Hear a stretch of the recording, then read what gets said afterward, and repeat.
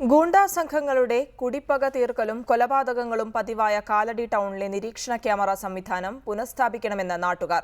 വർഷങ്ങൾക്ക് മുൻപ് സ്വകാര്യ വ്യക്തികളുടെ സഹകരണത്തോടെ സ്ഥാപിച്ച ക്യാമറകൾ കുറച്ചു നാളുകൾക്കുള്ളിൽ തന്നെ ഇവിടെ നിന്നും അഴിച്ചുമാറ്റിയിരുന്നു. നൂറുകണക്കിന് വാഹനങ്ങൾ കടന്നുപോകുന്ന നാൽക്കവലയിലെ സിഗ്നൽ ലൈറ്റുകൾ പ്രവർത്തിക്കാത്തതുമൂലം ഇവിടെ അപകടങ്ങളും തുടർക്കഥയാവുകയാണ്. കാലടി ജംഗ്ഷനിലെ നിരീക്ഷണ ക്യാമറകളും സിഗ്നൽ ലൈറ്റുകളും മിഴിയടച്ചിട്ട് നാളുകളായി. നിരവധി തവണ നാട്ടുകാർ പരാതി പറഞ്ഞിട്ടും കണ്ണു തുറക്കാൻ അധികൃതരും തയ്യാറായിട്ടില്ല. മൂന്നാർ ഉൾപ്പെടെയുള്ള നിരവധി വിനോദസഞ്ചാര മേഖലകളിലേക്കടക്കം നൂറുകണക്കിന് വാഹനങ്ങൾ കടന്നുപോകുന്ന നാൽക്കവലയാണിത്.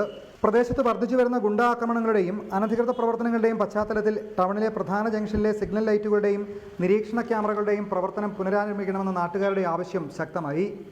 കഴിഞ്ഞ 4.5 വർഷം മുമ്പാണ് കാലടി ടൗണിൽ മോട്ടോർ വാഹന വകുപ്പിൻ്റെ മുൻകൈയെടുത്ത് ചില സ്വകാര്യ വ്യക്തികളുടെ കയ്യിൽ നിന്ന് മറ്റും പണം സ്വരൂപിച്ച് ഈ ക്യാമറ കാലടി ടൗണിൽ സ്ഥാപിച്ചത്. അത് ഏതാണ്ട് 1 വർഷം മാത്രമാണ് പ്രവർത്തിച്ചത്. ഇപ്പോൾ കുറച്ച് നാളായിട്ട് ക്യാമറ ഇവിടുന്ന് അപ്രത്യക്ഷമായിരിക്കുകയാണ്. പൊതുസ്ഥലത്ത് പട്ടാപ്പകൽ യുവാവിനെ വെട്ടിക്കൊന്ന സംഭവം നടന്ന് ആഴ്ചകൾ പിന്നിട്ടിട്ടും കേസിലെ പ്രധാന പ്രതികളെ പിടികൂടാൻ പോലീസിന് കഴിഞ്ഞിട്ടില്ല. മലയാറ്റൂർ വനമേഖലകളിലെ ഒളിത്താവളങ്ങൾ ജില്ലയ്ക്ക് പുറത്തുനിന്നുള്ള ഗുണ്ടാ സംഘങ്ങൾ പോലും താവളമാക്കുകയാണെന്ന് പരാതികളുണ്ടായിരുന്നു. പ്രദേശത്ത് അനധികൃതമായി പ്രവർത്തിക്കുന്ന നിരവധി പാറമടകളാണുള്ളത്. പെരിയാറിൽ നിന്നുള്ള മണൽക്കടത്തിന്റെ പ്രധാന പാതകളും ഇതുവഴി തന്നെയായിരുന്നു. ഇവിടെ വന്നുപോകുന്ന വാഹനങ്ങൾ പോലീസിന് തിരിച്ചറിയാനും അപകടങ്ങൾ ഒഴിവാക്കാനുമായി അടിയന്തരമായി നിരീക്ഷണ ക്യാമറകൾ പുനഃസ്ഥാപിക്കണമെന്നാണ് നാട്ടുകാരുടെ ആവശ്യം. റിപ്പോർട്ടർ, കൊച്ചി.